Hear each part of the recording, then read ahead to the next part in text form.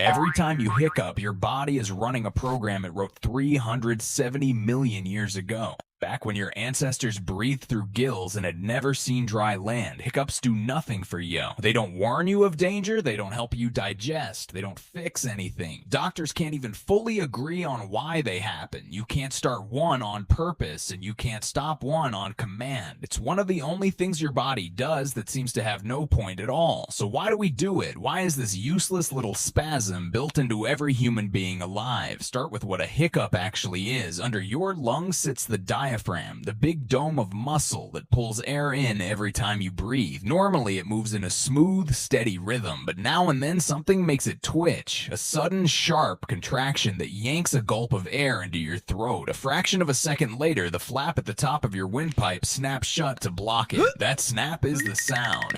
That's the whole event. A spasm, then a slam, and in an adult, it does absolutely nothing useful. So where does it come from? The first clue is a piece of wiring inside you that makes no sense. The nerve that controls your diaphragm, the phrenic nerve, starts up in your neck and then travels all the way down through your chest to reach the muscle. It's a bizarre looping detour. Why would the nerve for a muscle near your stomach begin near your throat? Because hundreds of millions of years ago, that's where breathing happened. In fish, the gills and the muscles that work them sit up near the head. We inherited the wiring, then stretched it as our bodies changed. The nerve never took the shortcut, and that same ancient wiring may be what produces a hiccup. Think about how a fish breathes, or a tadpole with gills. It pushes water in through its mouth, and at the exact right moment snaps a flap shut so the water flows out over the gills instead of flooding its lungs. Push, then snap. Does that sound familiar? It's almost the exact motion of a hiccup, a gulp, then a closure. Scientists who study this think the hiccup is a fossil, the old neural circuit that once drove gill breathing, still buried in the human brainstem, still firing, even though we traded our gills for lungs 300 million years ago. When you hiccup, you may be watching a fish try to breathe inside your own body. There's a second theory, and it explains something strange. The people who hiccup the most aren't adults, they're babies. And not just babies, fetuses hiccup in the womb constantly from as early as 9 weeks, long before they've taken a single breath of air. Why would something not breathing yet practice the motion of breathing? In 2019, researchers watching newborns found that each hiccup sends a burst of signals to the baby's brain, the kind of signal that helps the brain learn to control the breathing muscles it will depend on for the rest of its life. So the hiccup might not be useless at all. At the very start, it may be how you first learned to breathe. It just never switched off. So here's the full picture. A hiccup is a spasm and a slam that does nothing for a grown adult, but it runs on wiring left over from creatures that breathe through gills, and it may be the first exercise your body ever did, teaching an unborn brain to run the lungs. Useless now, essential once, a leftover from two different ancient beginnings. So the next time you get the hiccups, beyond mid-sentence, at dinner, at the worst possible moment,